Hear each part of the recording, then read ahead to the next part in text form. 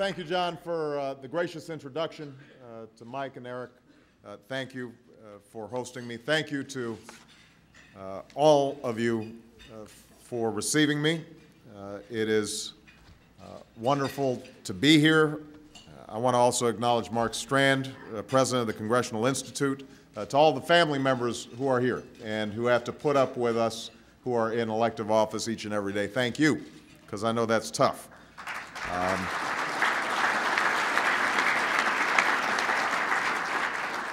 I very much am appreciative of not only the tone of your introduction, John, but also the invitation that you extended to me. You know what they say, keep your friends close, but visit the Republican caucus every few months.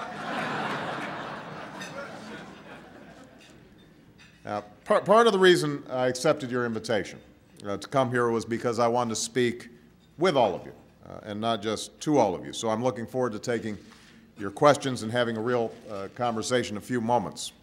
And I hope that the conversation we begin here doesn't end here, that we can continue our dialogue in the days ahead. It's important to me that we do so. It's important to you, I think, that we do so, but most importantly, it's important to the American people that we do so. I've said this before, but I'm a big believer not just in the value of a loyal opposition, but in its necessity. Having differences of opinion, having a real debate about matters of domestic policy and national security, that's not something that's only good for our country, it's absolutely essential. It's only through the process of disagreement and debate that bad ideas get tossed out, good ideas get refined and made better. And that kind of vigorous back and forth, that imperfect but well-founded process, messy as it often is at the heart of our democracy. It's what makes us the greatest nation in the world. So, yes, I want you to challenge my ideas, and I guarantee you that after reading this, I may challenge a few of yours. I want you to stand up for your beliefs, and knowing this caucus, I have no doubt that you will. I want us to have a constructive debate. The only thing I don't want, and here I am listening to the American people, and I think they don't want either, is for Washington to continue being so Washington-like. I know folks, when we're in town there, spend a lot of time reading the polls and looking at focus groups and interpreting which party has the upper hand in November and in 2012 and so on and so on and so on. That's their obsession. And I'm not a pundit. I'm just a president, so take it for what it's worth. But I don't believe that the American people want us to focus on our job security. They want us to focus on their job security.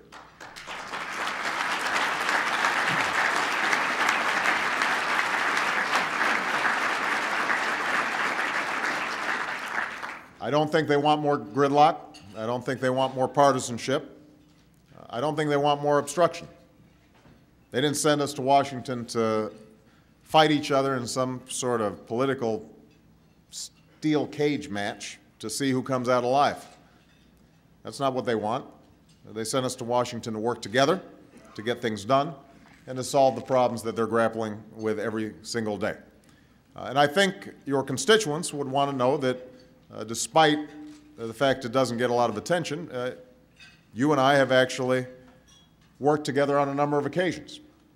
There have been times where we've acted in a bipartisan fashion, and I want to thank you and your Democratic colleagues for reaching across the aisle.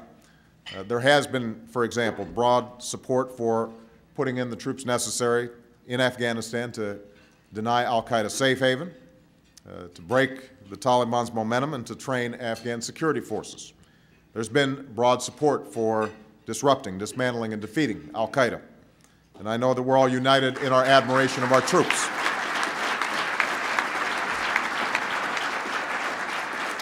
So it may be useful for the international audience right now to understand, and certainly for our enemies to have no doubt.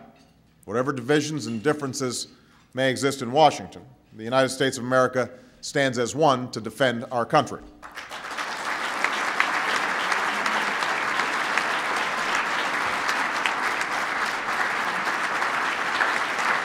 Absolutely.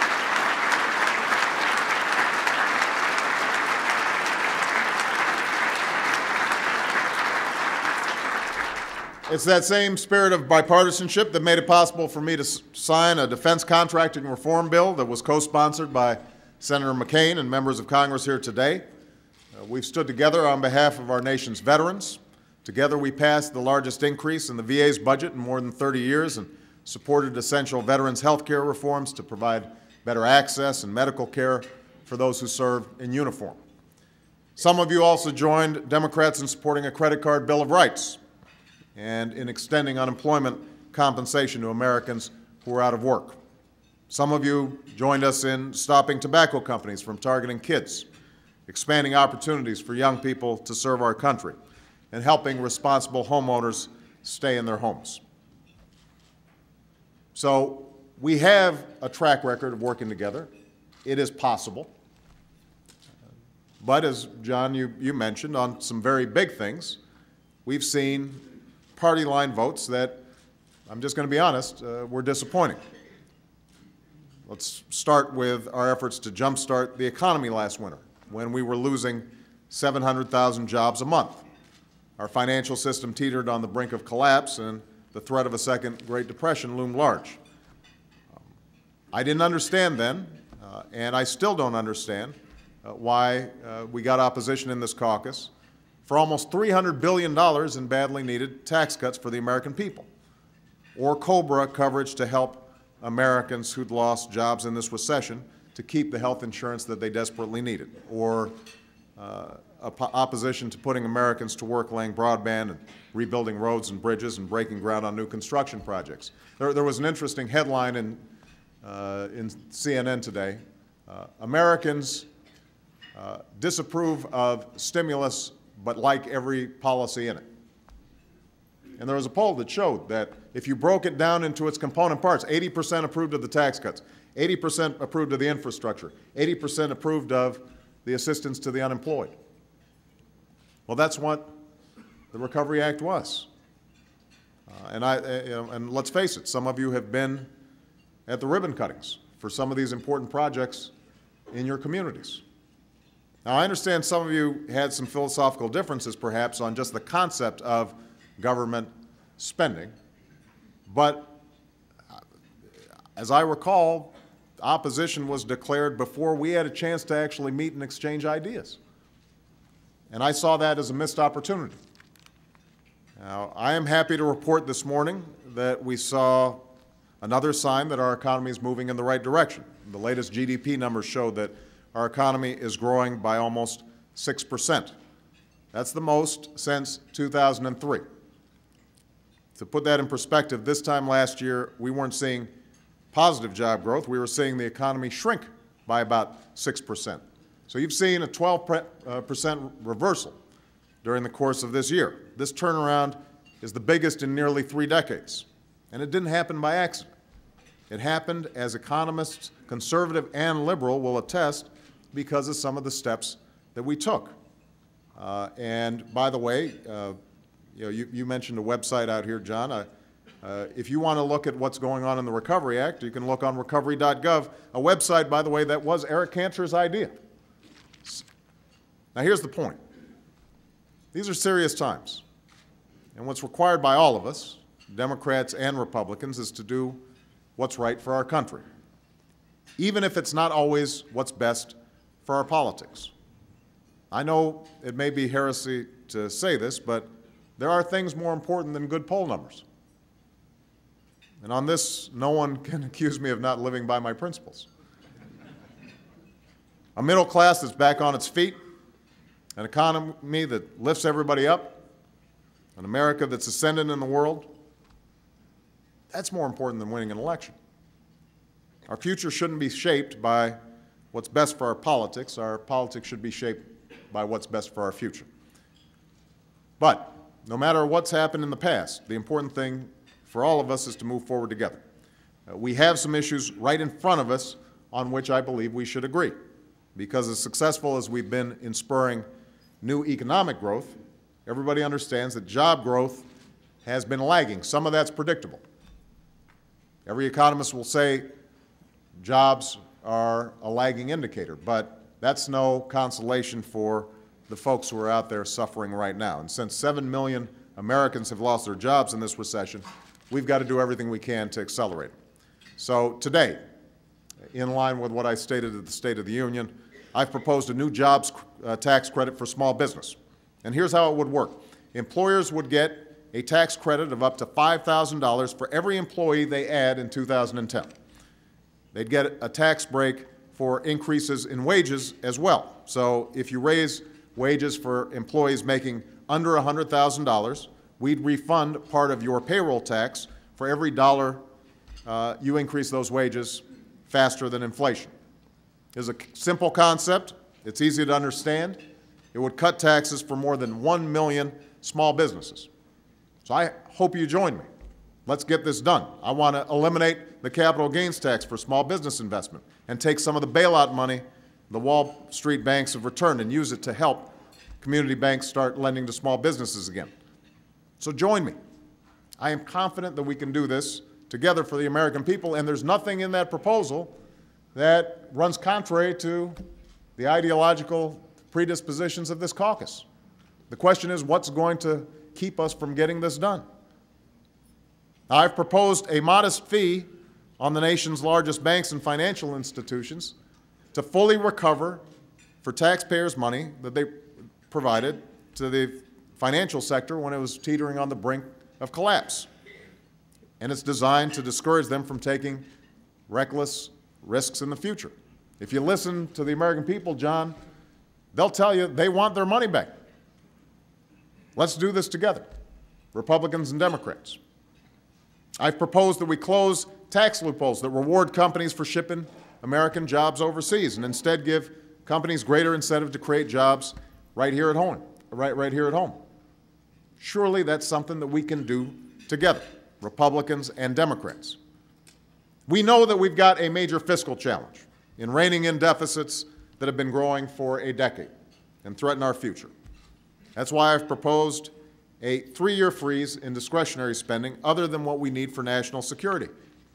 That's something we should do together. That's consistent with a lot of the talk, both in Democratic caucuses and Republican caucuses.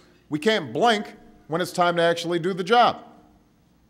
At this point, we know that the budget surpluses of the 90s occurred in part because of the pay-as-you-go law, which said that, well, you should pay as you go and live within our means, just like families do every day. 24 of you voted for that, and I appreciate it. And we're able to pass it in the Senate yesterday. But the idea of a bipartisan fiscal commission to confront the deficits in the long term died in the Senate the other day. So I'm going to establish such a commission by executive order, and I hope that you participate fully and genuinely in that effort. Because if we're going to actually deal with our deficit and debt, everybody here knows that we're going to have to do it together, Republican and Democrat. No single party is going to make the tough choices involved on its own. It's going to require all of us doing what's right for the American people. And as I said in the State of the Union speech, there's not just a deficit of dollars in Washington, there's a deficit of trust. So I hope you'll support my proposal to make all congressional earmarks public before they come to a vote. And let's require lobbyists who exercise such influence to publicly disclose all their contacts on behalf of their clients, whether they are contacts with my administration or contacts with Congress. Let's do the people's business in the bright light of day, together, Republicans and Democrats. I know how bitter and contentious the issue of health insurance reform has become, and I will eagerly look at the ideas and better solutions on the health care front.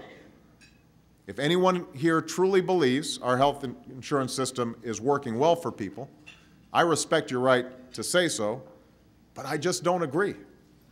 And neither would millions of Americans with pre-existing conditions who can't get coverage today or find out that they lose their insurance just as they're getting seriously ill. That's exactly when you need insurance. And for too many people, they're not getting it. I don't think a system's working when small businesses are gouged and 15,000 Americans are losing coverage every single day, when premiums have doubled and out-of-pocket costs have exploded and they're poised to do so again. I mean, to be fair, the status quo is working for the insurance industry, but it's not working for the American people. It's not working for our federal budget. It needs to change. This is a big problem, and all of us are called on to solve it. And that's why, from the start, I sought out and supported ideas from the Republicans. I even talked about an issue that has been a holy grail for a lot of you, which was tort reform, and said that I'd be willing to work together as part of a comprehensive package to deal with it. I just didn't get a lot of nibbles. Creating a high-risk pool for uninsured folks with pre-existing conditions. That wasn't my idea, it was Senator McCain's, and I supported it, and it got incorporated into our approach. Allowing insurance companies to sell coverage across state lines to add choice and competition and bring down costs for businesses and consumers. That's an idea that some of you, I suspect, included in this Better Solutions. That's an idea that was incorporated into our package. I support it, provided that we do it hand in hand with broader reforms that protect benefits and protect patients and protect the American people. A number of you have suggested creating pools where self-employed and small businesses could buy insurance. That was a good idea. I embraced it. Some of you supported efforts to provide insurance to children and let kids remain covered on their parents' insurance until they're 25 or 26. I supported that. That's part of our package. I supported a number of other ideas, from incentivizing wellness to creating an affordable catastrophic insurance option for young people, that came from Republicans like Mike Enzi and Olympia Snowe in the Senate, and I'm sure from some of you as well. So when you say I ought to be willing to accept Republican ideas on health care, let's be clear, I have. Bipartisanship, not for its own sake, but to solve problems, that's what our constituents, the American people, need from us right now. All of us then have a choice to make. We have to choose whether we're going to be politicians first or partners for progress, whether we're going to put success at the polls ahead of the lasting success we can achieve together for America. Just think about it for a while. We don't have to put it up for a vote today. Let me close by saying this. I was not elected by Democrats or Republicans, but by the American people. That's especially true because the fastest growing group of Americans are independents. That should tell us both something. I'm ready and eager to work with anyone who is willing to proceed in the spirit of goodwill. But understand, if we can't break free from partisan gridlock, if we can't move past the politics of no, if resistance supplants constructive debate, I still have to meet my responsibilities as president. I've got to act for the greater good, because that too is a commitment that I have made. And that too is what the American people sent me to Washington to do. So I am optimistic. I know many of you individually. And the irony, I think, of our political climate right now is that compared to other countries, the differences between the two major parties on most issues is not as big as it's represented. But we've gotten caught up in the political game in a way that's just not healthy. It's dividing our country in ways that are preventing us from meeting the challenges of the 21st century. I'm hopeful that the conversation we have today can help reverse that. So thank you very much. Thank you, John. Now I'd like to open up for questions.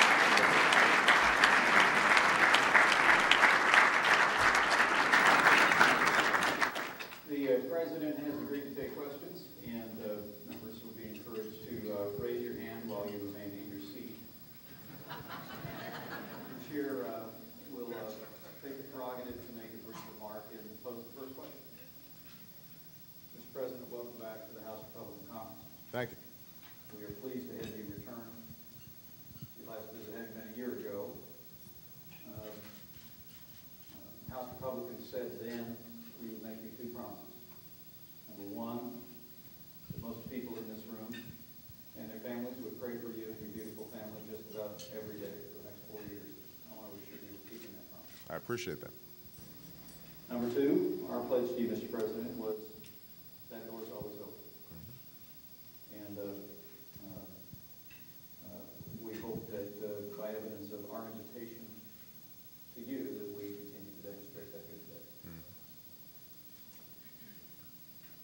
Mr. President, several of us in this conference yesterday on the way in Baltimore stopped by the Salvation Army homeless facility here in Baltimore yesterday. I met a little boy, an African-American boy in the 8th grade named David Carter, Jr. When he heard that I would be seeing you today, his eyes lit up like I'd never seen him. And I told him if he wrote you a letter, I'd give it to you, and I have. But I had a conversation with little David Jr. and David Sr. His families are struggling in this economy.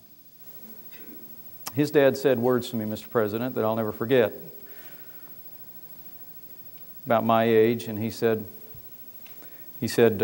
Congressman, it's not like it was when we were coming up. He said, there's just no jobs. Now, last year, about the time you met with us, unemployment was 7.5% in this country. Your administration and your party in Congress told us that we'd have to borrow more than $700 billion to pay for a so-called stimulus bill. It was a piecemeal list of projects and boutique tax cuts, all of which we were told had to be passed, or unemployment would go to 8%, as your administration said.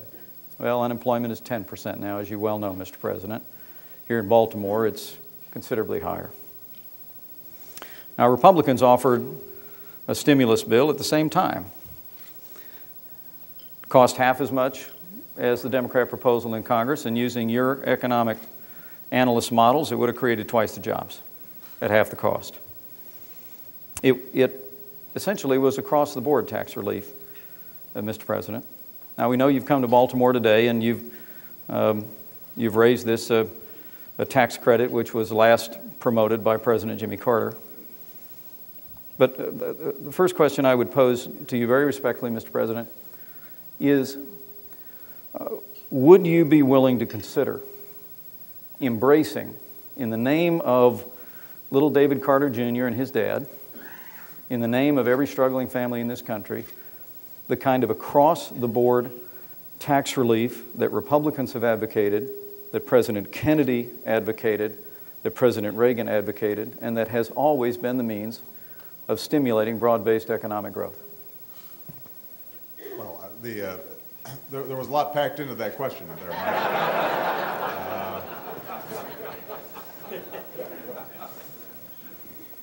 First of all, let me say I already promised that I'll be writing back to that young man and his family. Thank you. And I appreciate you passing on the letter. Let's talk about just the jobs environment generally. You're absolutely right that when I was sworn in, the hope was that unemployment would remain around 8 or in the 8% range. That was just based on the estimates made by both conservative and liberal economists, because at that point not all the data had trickled in.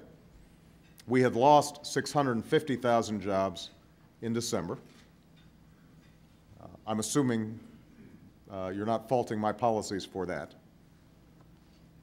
We had lost, it turns out, 700,000 jobs in January, the month I was sworn in. I'm assuming it wasn't my administration policies that accounted for that.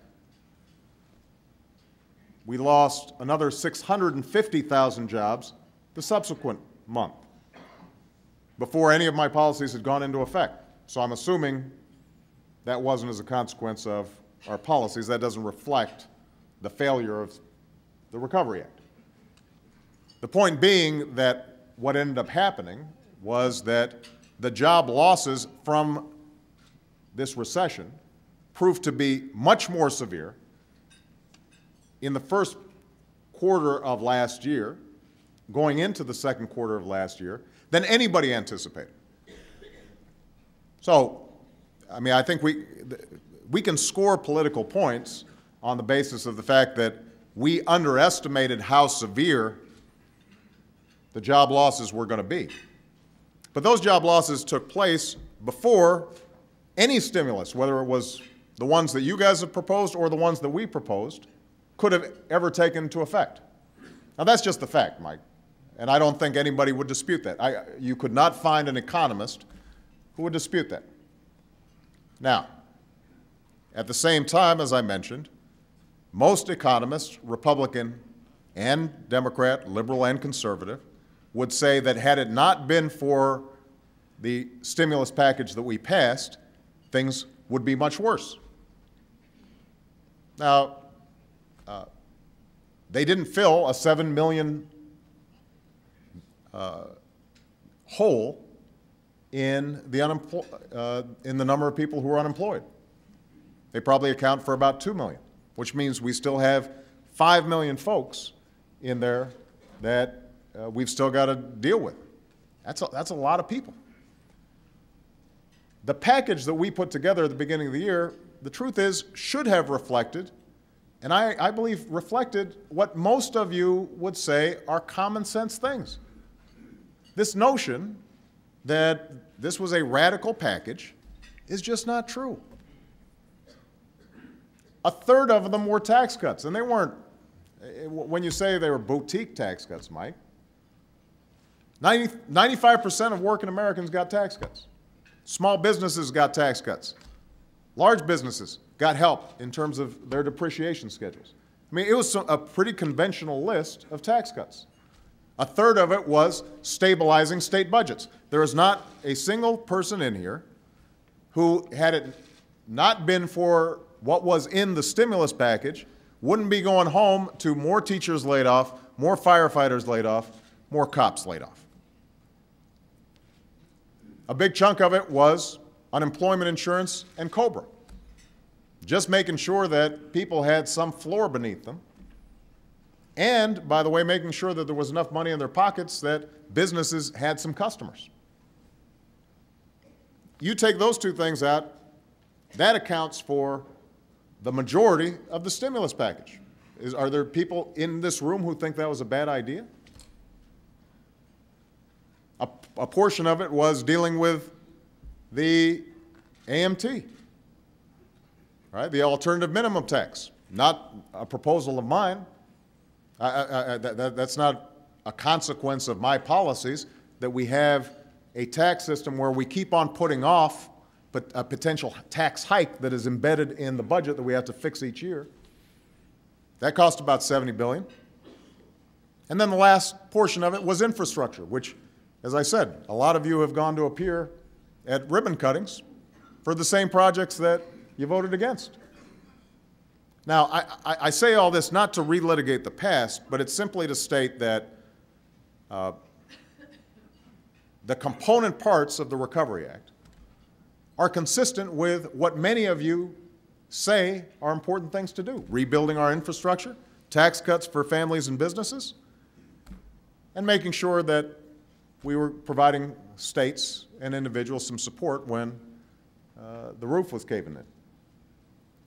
And the notion that I would somehow resist doing something that cost half as much but would produce twice as many jobs, why would I resist that? I wouldn't. I mean, that's my point, is that I am not an ideologue. I'm not. It doesn't make sense if somebody could tell me you could do this cheaper and get increased results, that I wouldn't say great. The problem is I couldn't find credible economists who would back up the claims that you just made. Now, here's what I know going forward, though. Right? I mean, we were talking about the past. We can talk about this going forward. I have looked at every idea out there in terms of accelerating job growth to match the economic growth that's already taken place. The jobs credit that I'm discussing right now is one that a lot of people think would be the most cost-effective way for encouraging people to pick up their hiring. There may be other ideas that you guys have. I am happy to look at them, and I'm happy to embrace them. I suspect I will will embrace some of them I've already embraced. But the question I think we're going to have to ask ourselves is, as we move forward, are we going to be examining each of these issues based on what's good for the country, what the evidence tells us, or are we going to be trying to position ourselves so that come November, we're able to say, the other party, it's their fault? If we take the latter approach, then we're probably not going to get much agreement. If we take the former, I suspect there's going to be a lot of overlap. All right? Mr. President, will you consider supporting across-the-board tax relief as President Kennedy did? Okay. Here's what I'm going to do, Mike. What I'm going to do is I'm going to take a look at what you guys are proposing. And the reason I say this, before you say okay, I think this is important to note.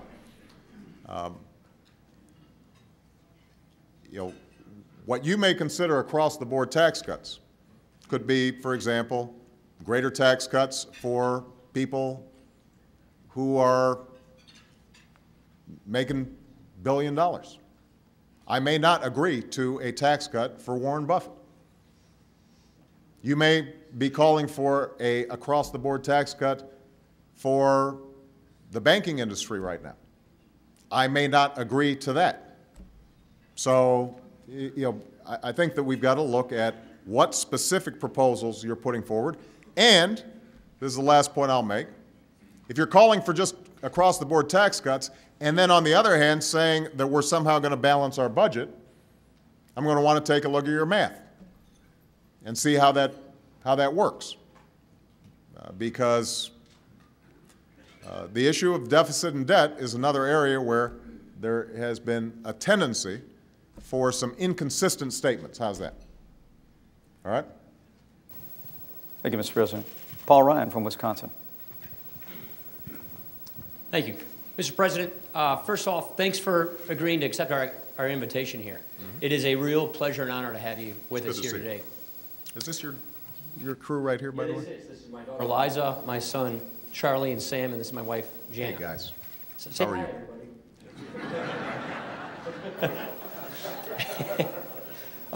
I serve as a ranking member of the Budget Committee, so I want to talk a little budget, if you don't mind. The spending bills that you've signed into law, the domestic discretionary spending has been increased by 84%. You now want to freeze spending at this elevated level beginning next year. This means that total spending in your budget would grow at 0.03% less than otherwise. I would simply submit that we could do more and start now. You've also said that you want to take a scalpel to the budget and go through it line by line. We want to give you that scalpel. I have a proposal with my home state Senator Russ Feingold, bipartisan proposal, to create a constitutional version of the line item veto.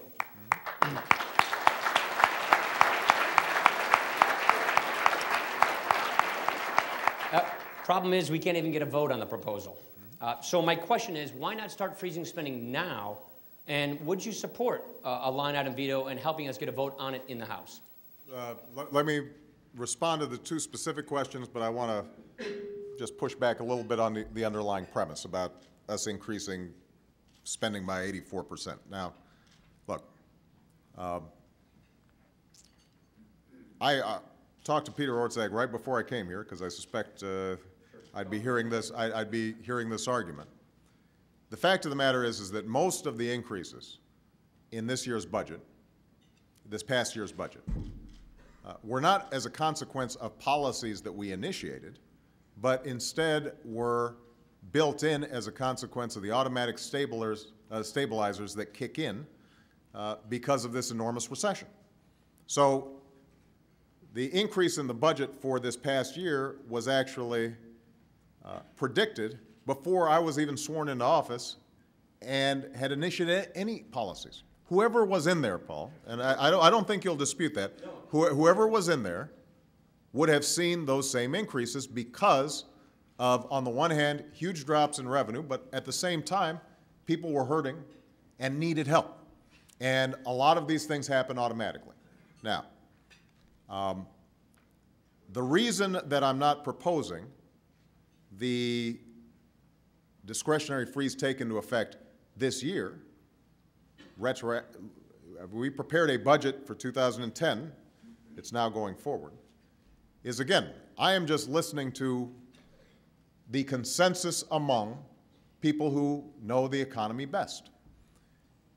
And what they will say is that if you either increased taxes or significantly lowered spending when the economy remains somewhat fragile, that would have a destimulative effect, and potentially you'd see a lot of folks losing business, more folks potentially losing jobs. That would be a mistake when the economy has not fully taken off. That's why I've proposed to do it for the next fiscal year. So that's point number 2. With respect to the line item veto, I think there's not a president out there that wouldn't love to have it. I think that this is an area where we can have a serious conversation. I know it is a bipartisan proposal by you and Russ Feingold. I don't like being held up with big bills that have stuff in them that are wasteful, but I've got to sign because it's a defense authorization bill, and I've got to make sure that our troops are getting the funding that they need. I will tell you, I would love for Congress itself to show discipline on both sides of the aisle. I think one thing that you have to acknowledge, Paul, because you study this stuff and take it pretty seriously, that the earmarks problem is not unique to one party, and you end up getting a lot of pushback when you start going after specific projects of any one of you in your districts. Because wasteful spending is usually spent somehow outside of your district. Have you noticed that? The spending in your district tends to seem pretty sensible. I would love to see more restraint within Congress.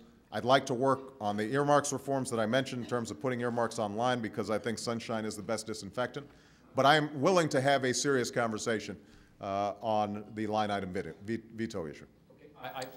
I'd like to walk you through that because we have a version we think is constitutional. Let me take a look at it. I would simply say that automatic stabilizer spending is mandatory spending. The discretionary spending, the bills that Congress signs, that you sign into law, that has increased 84%. We'll have a longer debate on the budget numbers then. All right? Thanks, Paul. Shelley Moore Capito, West Virginia.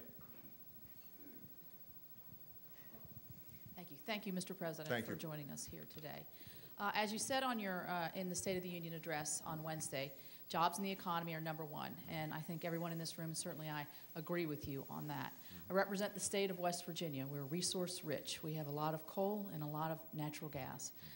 But my miners and the folks who are working and those who are unemployed are very concerned about some of your policies in these areas: cap and trade, an aggressive EPA, and the looming prospect of higher taxes. In our minds, these are job-killing policies. So I'm asking you if you would be willing to relook at some of these policies with the high unemployment and the unsure economy that we have now to assure West Virginians that you're listening.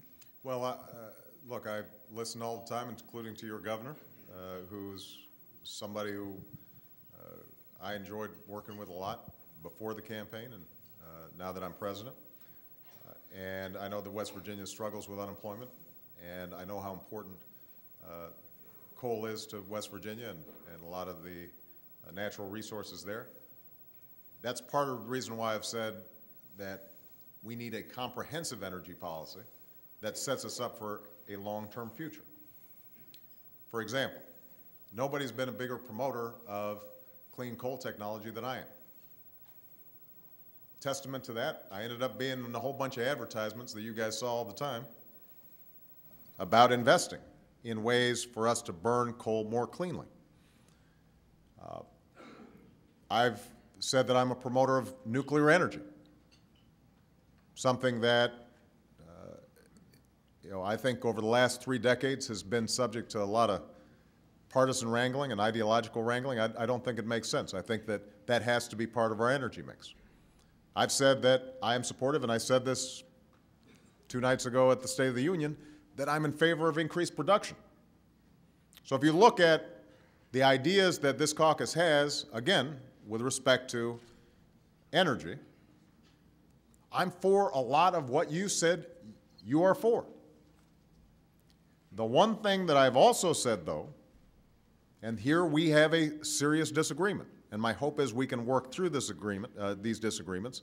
There's going to be effort on the Senate side to do so on a bipartisan basis, is that we have to plan for the future. And the future is that clean energy, cleaner forms of energy, are going to be increasingly important, because even if folks are still skeptical in some cases about climate change in our politics and in Congress, the world's not skeptical about it. If we're going to be going after some of these big markets, they're going to be looking to see, is the United States the one that's developing clean coal technology? Is the United States developing our natural gas resources in the most effective way? Is the United States the one that is going to lead in electric cars? Because if we're not leading, those other countries are going to be leading. So what I want to do is work with West Virginia to figure out how we can seize that future. But to do that, that means there's going to have to be some transition. We can't operate the coal industry in the United States as if we're still in the 1920s or the 1930s or the 1950s. We've got to be thinking, what does that industry look like in the next 100 years? And it's going to be different. And that means there's going to be some transition. And that's where I think a well-thought-through policy of incentivizing the new while recognizing that there's going to be a transition process, and we're not just suddenly putting the old out of business right away, that has to be something that both Republicans and Democrats should be able to embrace. Jason Chaffetz, Utah. Right behind you, Jason. Thank you, Mr. President. It's truly an honor. It's great to be here. And I appreciate you being here. I'm one of 22 House freshmen. Well, we didn't create this mess, but we are here to help clean it up. And you talk a lot about this deficit of trust. There's some things that have happened that I would appreciate your perspective on, because I can look you in the eye and tell you we have not been obstructionists. The Democrats have the House, the Senate, and the presidency. And when you stood up before the American people multiple times and said you would broadcast the health care debates on C-SPAN, you didn't. I was disappointed, and I think a lot of Americans were disappointed. You said you weren't going to allow lobbyists in the senior-most positions within your administration, and yet you did. I applauded you when you said it, and disappointed when you didn't. You said you'd go line by line through the health care debate, or through the health care bill.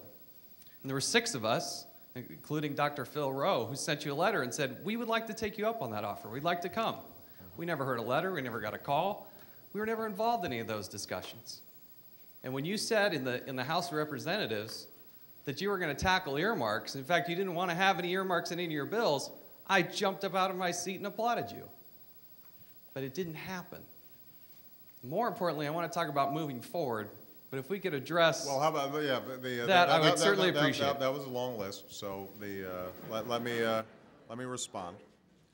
Look,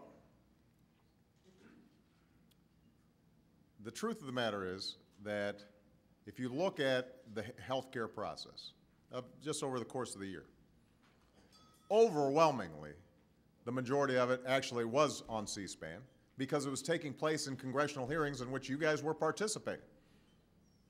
I mean, how many committees were there that helped to shape this bill? Countless hearings took place. Now, I kicked it off, by the way, with a meeting with many of you, including your key leadership.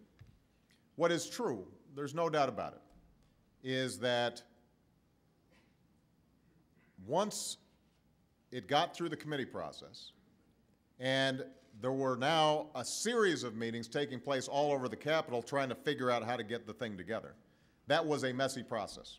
And I take responsibility for not having structured it in a way where it was all taking place in one place that could be filmed. How to do that logistically would not have been as easy as it sounds, because you're shuttling back and forth between the House, the Senate, different offices, et cetera, different legislators. But I think it's a legitimate criticism. So on that one, I take responsibility. With respect to earmarks, we didn't have earmarks in the Recovery Act. We didn't get a lot of credit for it, but there were no earmarks in that. I was confronted at the beginning of my term with an omnibus package that did have a lot of earmarks from Republicans and Democrats, and a lot of people in this chamber. And the question was I going to have a big budget fight at a time when I was still trying to figure out whether or not the financial system was melting down, and we had to make a whole bunch of emergency decisions about the economy. So what I said was, let's keep them to a minimum, but I couldn't excise them all. Now, the challenge I guess I would have for you as a freshman is, what are you doing inside your caucus to make sure that I'm not the only guy who's responsible for this stuff, so that we're working together? Because this is going to be a process. When we talk about earmarks, I think all of us are willing to acknowledge that some of them are perfectly defensible, good projects. It's just they haven't gone through the regular appropriations process in the full light of day. So one place to start is to make sure that they are at least transparent, that everybody knows what's there before we move forward. In terms of lobbyists, I can stand here unequivocally and say that there has not been an administration who was tougher on making sure that lobbyists weren't participating in the administration than any administration that's come before us.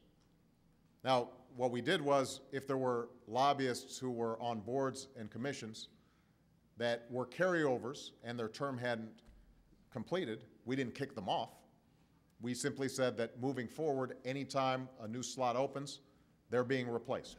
So we've actually been very consistent in making sure that we are eliminating the impact of lobbyists day in, day out on how this administration operates. There have been a handful of waivers where somebody is highly skilled, for example, a doctor who ran Tobacco-Free Kids, technically is a registered lobbyist, on the other hand, has more expertise than anybody in figuring out how kids don't get hooked on cigarettes. So there have been a couple of instances like that, but generally we've been very consistent on that front. Okay? Thank you. Marsha Blackburn, Tennessee. Hey. Thank you, Mr. President, and thank you for acknowledging that we have ideas on health care, because indeed we do have ideas, we have plans, we have over 50 bills, we have lots of amendments that would bring health care ideas to the forefront. We've got plans to lower costs, to change purchasing models, address medical liability, insurance accountability, chronic and pre-existing conditions, and access to affordable care for those with those conditions. Insurance portability, expanded access, but not doing it with creating more government, more bureaucracy, and more cost for the American taxpayer. And we look forward to sharing those ideas with you. We want to work with you on health reform and making certain that we do it in an affordable, cost-effective way that is going to reduce bureaucracy, reduce government interference, and reduce costs to individuals and to taxpayers. And if those good ideas aren't making it to you, maybe it's the House Democrat leadership that is an impediment instead of a conduit. Right. But we're concerned also that there are some lessons learned from public option health care plans that maybe are not being heeded. And certainly in my state of Tennessee, we were the test case for public option health care in 1994.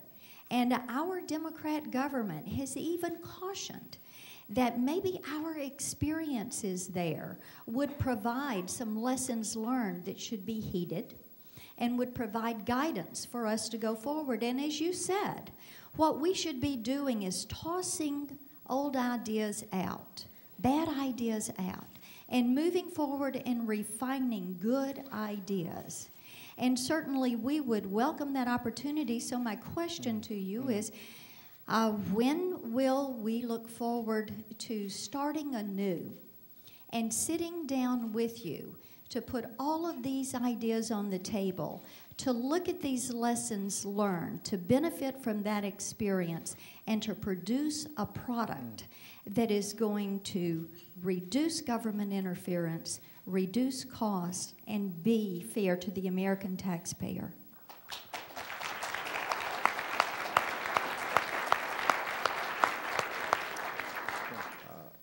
Actually, I've gotten many of your ideas. I've taken a look at them, even before I was handed this. Some of the ideas we have embraced and are in our package. Some of them are embraced with caveats. So let me give you an example. I think one of the proposals that has been focused on by the Republicans as a way to reduce costs is allowing insurance companies to sell across state lines. We actually include that as part of our approach. But the caveat is we've got to do so with some minimum standards, because otherwise what happens is that you could have insurance companies circumvent a whole bunch of state regulations about, basic benefits or what have you, making sure that a woman is able to get mammograms as part of preventive care, for example. Part of what could happen is insurance companies could go into states and cherry pick and just get those who are healthiest and leave behind those who are least healthy, which would raise everybody's premiums who weren't healthy, right? So it's not that many of these ideas aren't workable, but we have to refine them to make sure that they don't just end up worsening the situation for folks rather than making it better. Now, what I said at the State of the Union is what I still believe. If you can show me, and if I get confirmation from healthcare experts, people who know the system and how it works, including doctors and nurses, ways of reducing people's premiums, covering those who do not have insurance, making it more affordable for small businesses, having insurance reforms that ensure people have insurance even when they've got pre-existing conditions, that their coverage is not dropped just because they're sick, that young people right out of college or as they're entering into the workforce can still get health insurance. If those component parts are things that you care about and want to do, I'm game. And I've got I've got a lot of these ideas. The last thing I will say, though, let me say this about healthcare and the healthcare debate, because I think it also bears on a whole lot of other issues. If you look at the package that we've presented, and there's some stray cats and dogs that got in there that we were eliminating. We were in the process of eliminating. For example, we said from the start that it was going to be important for us to be consistent in saying to people, if you want to keep the health insurance you got, you can keep it. That you're not going to have anybody getting in between you and your doctor in your decision making. And I think that some of the provisions that got snuck in might have violated that pledge. And so we're in the process of scrubbing this and making sure that it's tight. But at its core, if you look at the basic proposal that we put forward, that has an exchange so that businesses and the self-employed can buy into a pool and can get bargaining power the same way big companies do, the insurance reforms that I've already discussed, making sure that there's choice and competition for those who don't have health insurance. The component parts of this thing are pretty similar to what Howard Baker, Bob Dole, and Tom Daschle proposed at the beginning of this debate last year. Now, you may not agree with Bob Dole and Howard Baker, and certainly you don't agree with Tom Daschle on much, but that's not a radical bunch. But if you were to listen to the debate, and frankly how some of you went after this bill, you'd think that this thing was some Bolshevik plot. No, I mean, that's how you guys presented it. And so I'm thinking to myself, well, how is it that a plan that is pretty centrist, no, look, I mean, I'm just saying, I know you guys disagree, but if you look at the facts of this bill, most independent observers would say this is actually what many Republicans, it is similar to what many Republicans proposed to Bill Clinton when he was doing his debate on health care. So all I'm saying is we've got to close the gap a little bit between the rhetoric and the reality. I'm not suggesting that we're going to agree on everything, whether it's on health care or energy or what have you. But if the way these issues are being presented by the Republicans is that this is some wild-eyed plot to impose huge government in every aspect of our lives, what happens is you guys then don't have a lot of room to negotiate with me. I mean, the fact of the matter is that many of you, if you voted with the administration on something, are politically vulnerable in your own base, in your own party. You've given yourselves very little room to work in a bipartisan fashion because what you've been telling your constituents is, this guy's doing all kinds of crazy stuff that's going to destroy America. And I would just say that we have to think about tone. It's not just on your side, by the way. It's on our side as well. This is part of what's happened in our politics, where we demonize the other side so much that when it comes to actually getting things done, it becomes tough to do. Mike? Dr. Tom Price from Georgia, and then we'll have one more after that if your time permits, Mr. President. You know, I'm having fun. Okay. This is great. So are we. Mr. President, Tom Price, Georgia. Thank you. I want to stick on the general topic of health care, but ask a very specific question. Mm-hmm. You have repeatedly said, most recently at the State of the Union, that Republicans have offered no ideas and no solutions, in spite of the fact I don't think I said that. What I said was, in the context of health care, I remember that speech pretty well. It was only 2 days ago. I said I welcome ideas that you might provide. I didn't say that you hadn't provided ideas. I said I welcome those ideas that you'll provide. President, multiple times from your administration there have come statements that Republicans have no ideas and no solutions.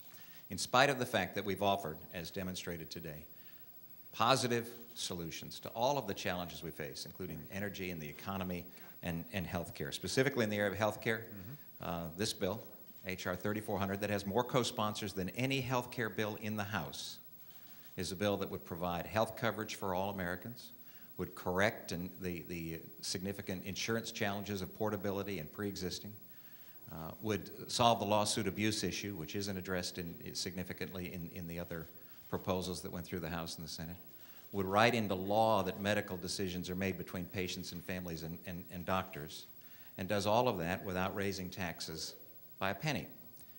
But my specific question is, what should we tell our constituents who know that Republicans have offered positive solutions to the challenges that Americans face, and yet continue to hear out of the administration that we've offered nothing?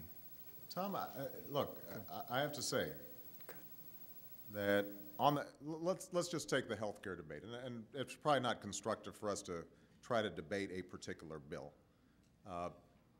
That this isn't the venue to do it.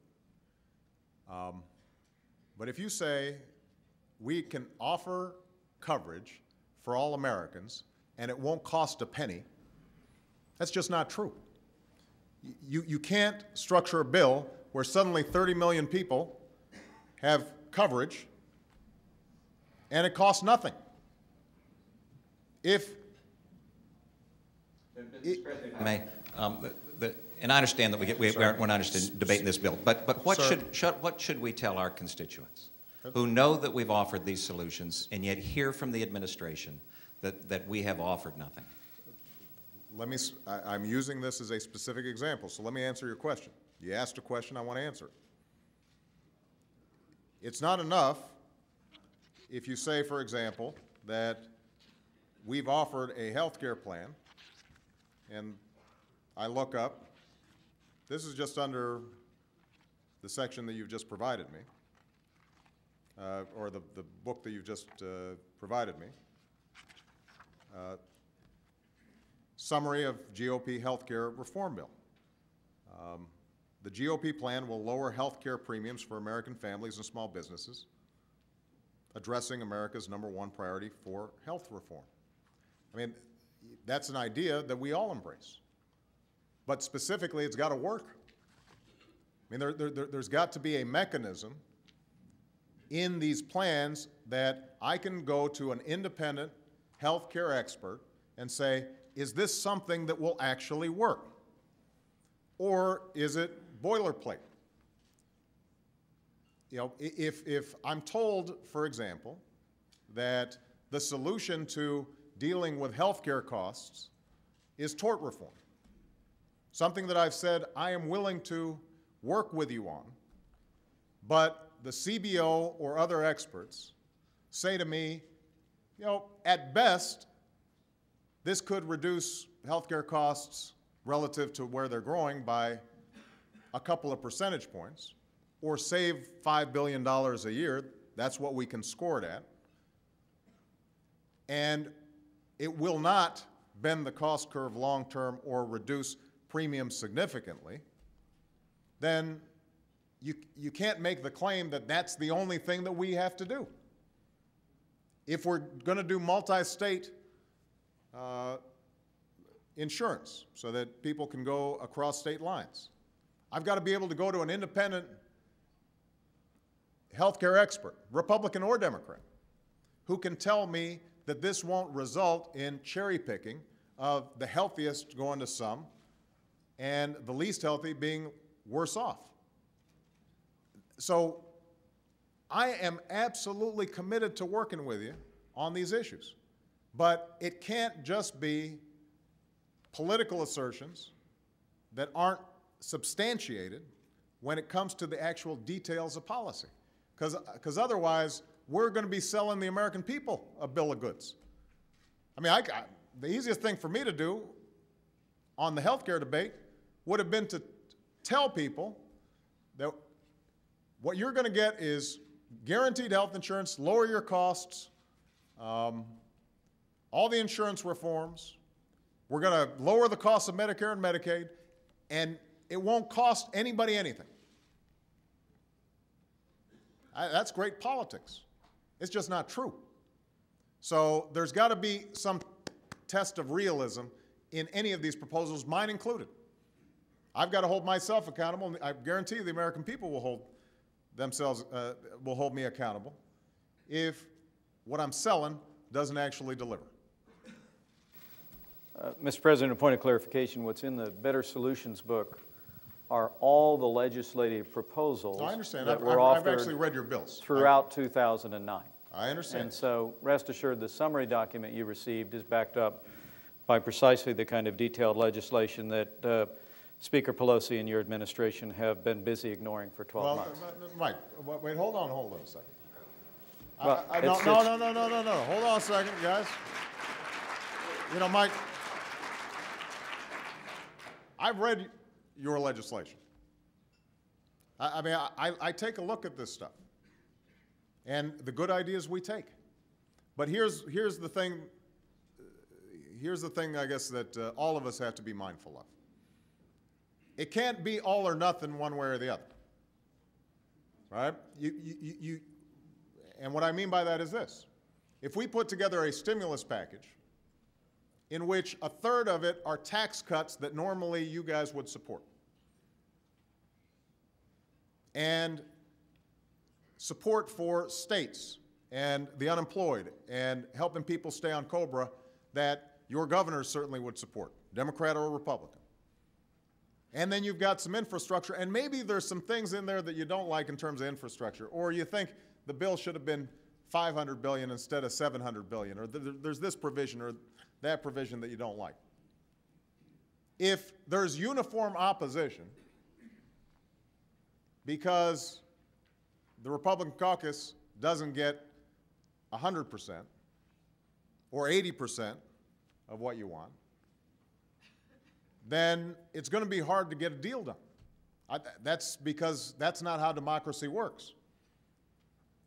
So my hope would be that we can look at some of these component parts of what we're doing, and maybe we break some of them up on different policy issues.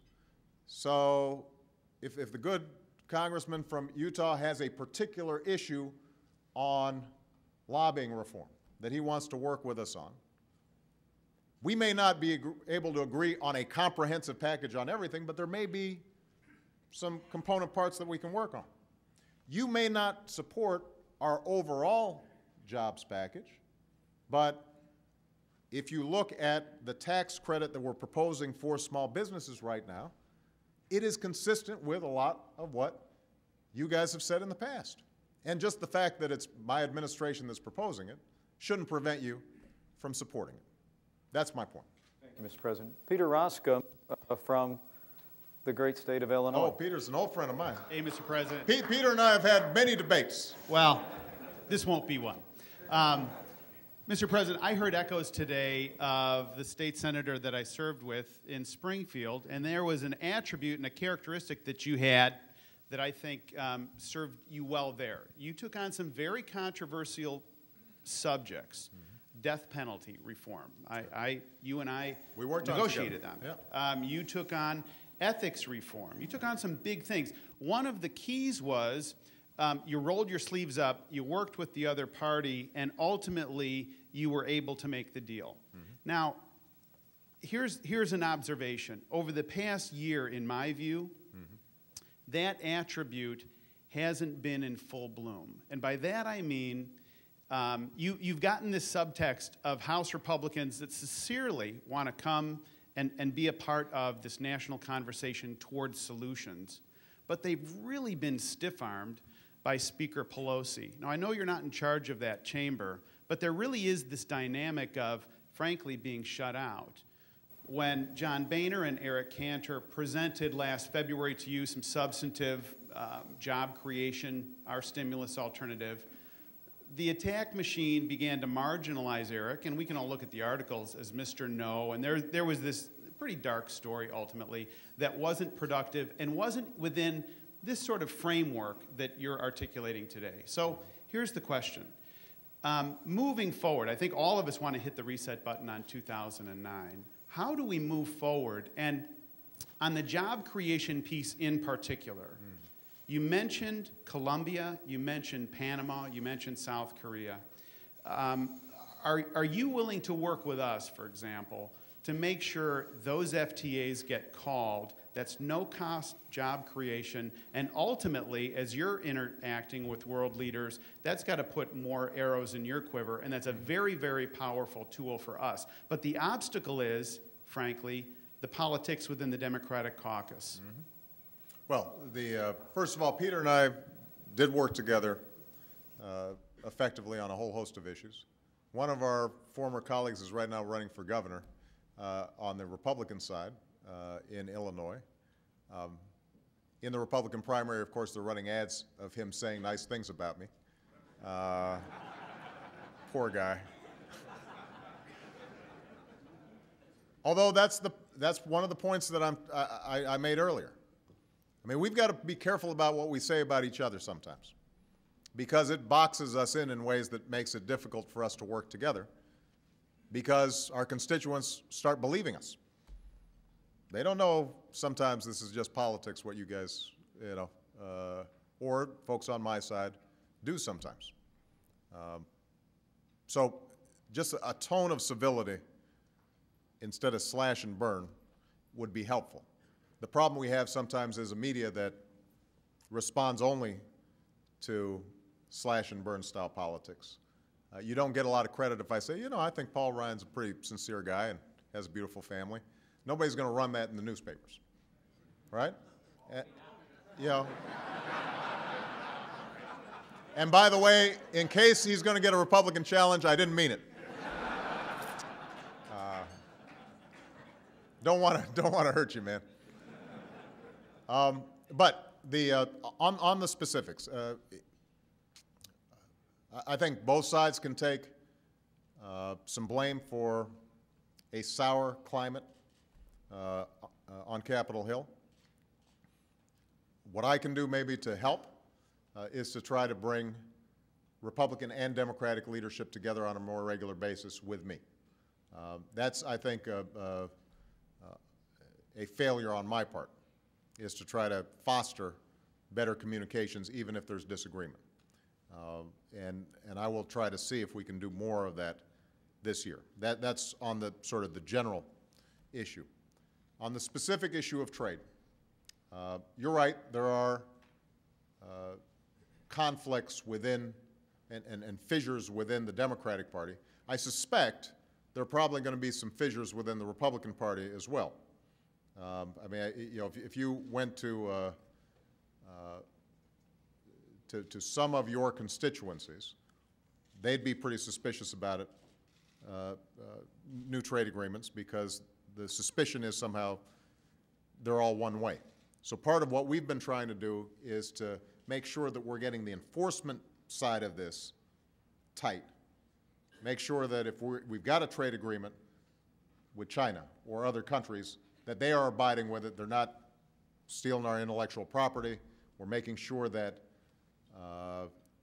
their non-tariff barriers are lowered even as ours are opened up. And my hope is that we can move forward with some of these trade agreements, having built some confidence not just among particular constituency groups, but among the American people, that trade is going to be reciprocal. That's not just going to be a one-way street. You are absolutely right, though, Peter, when you say, for example, South Korea is a great ally of ours.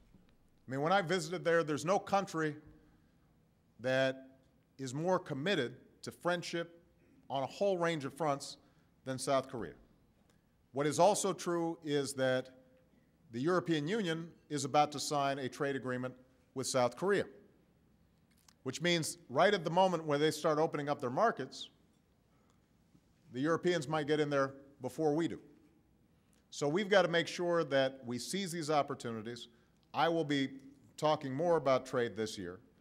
It's going to have to be trade that combines opening their markets with an enforcement mechanism as well as just opening up our markets. I think that's something that all of us would agree on. Let's see if we can execute it over the next several years. All right? Is that it? Jeb Henserling, Texas, and that'll be it. Jim's going to wrap things up? Yes, sir. All right. Jeb, Mr. President. How are you? I'm doing well. Mr. President, a year ago, I had an opportunity to speak to you about the national debt. And something that you and I have in common is we both have small children. Absolutely. And I left that conversation really feeling your sincere commitment to ensuring that our children, our nation's children, do not inherit an unconscionable debt. We know that under current law, that government, the cost of government, is due to grow from 20% of our economy to 40% of our economy, and right about the time our children are leaving college and getting that first job. Mm-hmm. Mr. President, shortly after that conversation a year ago, the Republicans proposed a budget that ensured that government did not grow beyond the historical standard of 20% of GDP. It was a budget that actually froze immediately non-defense discretionary spending. It spent $5 trillion less than ultimately what was enacted into law. And unfortunately, I believe that budget was ignored. And since that budget was ignored, what were the old annual deficits under Republicans have now become the monthly deficits under Democrats. The national debt has increased 30%. Now, Mr. President, I know you believe, and I understand the argument, and I respect the view that the spending is necessary due to the recession. Many of us believe, frankly, it's part of the problem, not part of the solution, but I understand and I respect your view.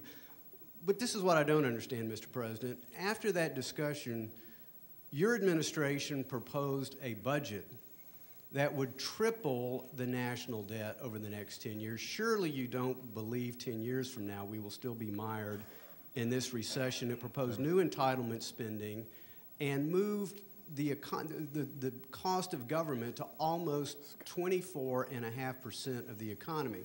Now, very soon, Mr. President, you're due to submit a new budget. And my question Jim, I know there's a question in there somewhere, because you're making a whole bunch of assertions, half of which I disagree with, and I'm having to sit here listening to them.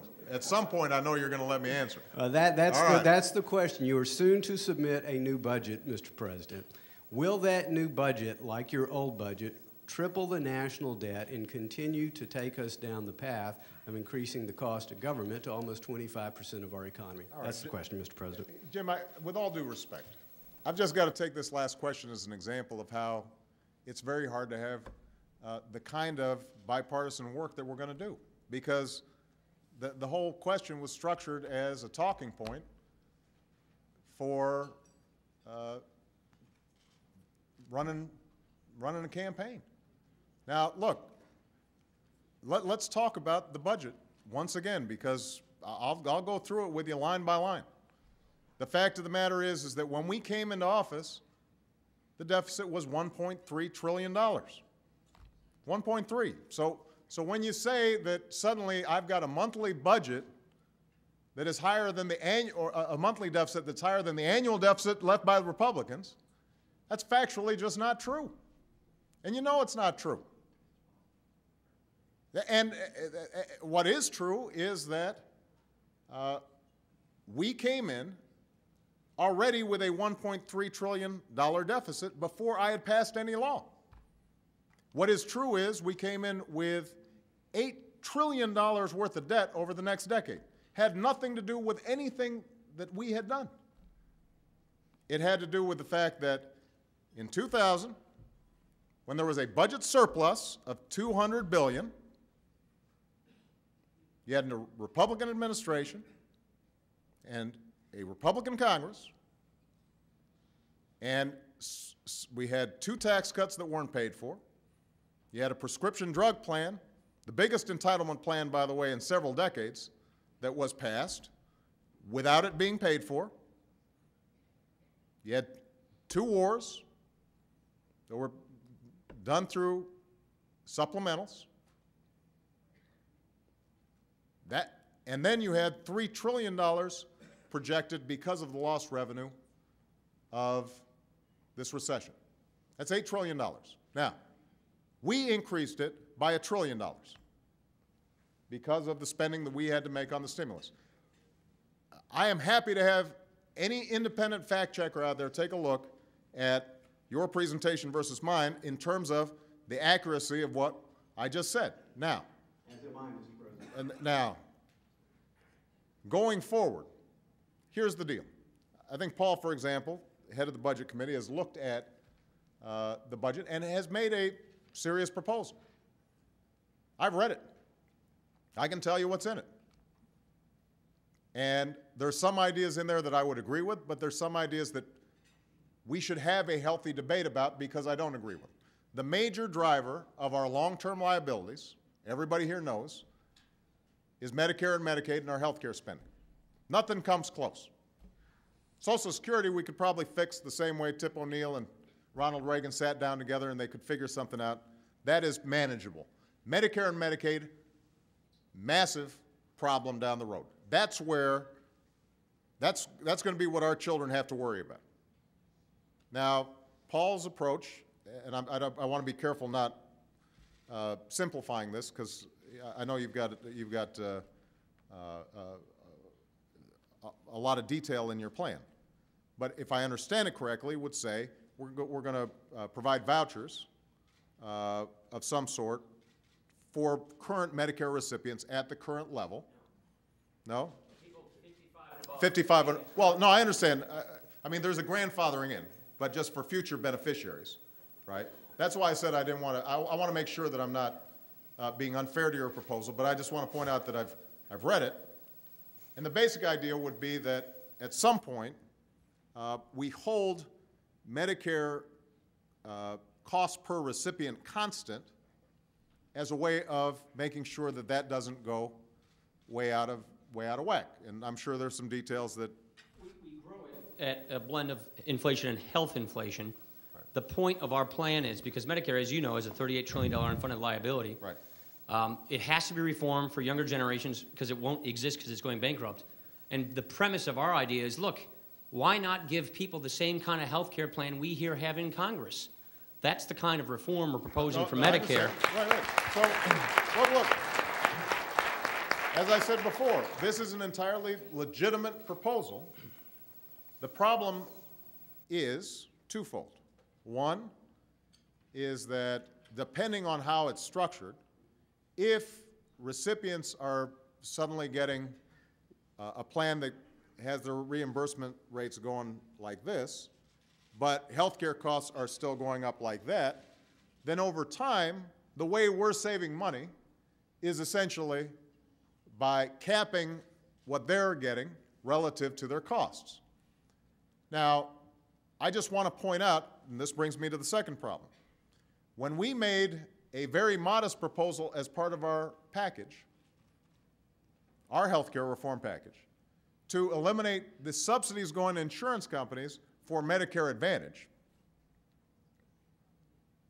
we were attacked across the board by many on your aisle for slashing Medicare. You remember? We're going to start cutting benefits for seniors. That was the story that was perpetrated out there, scared the dickens out of a lot of seniors. No, but here's my point. If the main question is going to be what do we do about Medicare costs, any proposal that Paul makes will be painted factually from the perspective of those who disagree with it as cutting benefits over the long term. Paul, I don't think you disagree with that. That there is a political vulnerability to doing anything that tinkers with Medicare. And that's probably the biggest savings that are obtained through Paul's plan. And I raise that not because we shouldn't have a serious discussion about it. I raise that because we're not going to be able to do anything about any of these entitlements if what we do is characterize whatever proposals are put out there as, well, you know, that's the other party is being irresponsible. The other party's trying to hurt our senior citizens. That the other party is doing X, Y, Z.